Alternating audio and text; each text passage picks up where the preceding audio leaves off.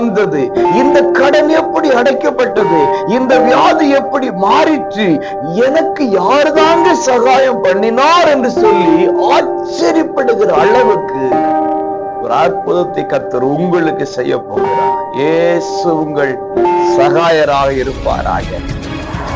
அன்பு உறவுகளே, இரட்சகர் இயேசுவின் இன்ப நாமத்தில் மனதார வாழ்த்துகிறேன். ஏசப்பா உங்களை ஆசீர்வதிப்பாருங்க.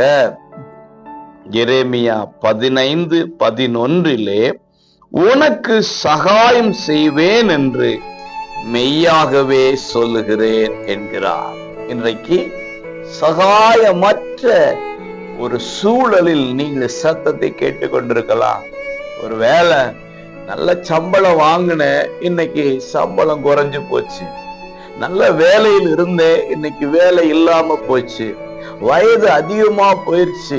நிறைய பாரங்கள், என்ன செய்யும் தெரியாம மன அழுத்தங்கள். சகாயம் யாராவது பண்ணுவாங்களா, சகாயர் யாராவது இருப்பாங்களா என்று சொல்லி கேள்வி மேல கேள்வியோடு இந்த சத்தத்தை நீங்கள் கேட்டுக்கொண்டிருக்கலாம். கர்த்தர் சொல்றார், நான் உனக்கு சகாயம் பண்ணுவேன்.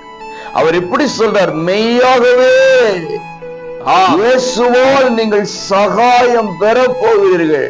உங்கள் கண்கள் திறக்கப்பட்டு ஆச்சரியப்படும். எனக்கு இது எப்படி வந்தது, இந்த கடன் எப்படி அடைக்கப்பட்டது, இந்த வியாதி எப்படி மாறிற்று, எனக்கு யாருதாங்க சகாயம் பண்ணினார் என்று சொல்லி ஆச்சரியப்படுகிற அளவுக்கு ஒரு அற்புதத்தை கர்த்தர் உங்களுக்கு செய்ய போகிறார். இயேசு உங்கள் சகாயராக இருப்பாராக.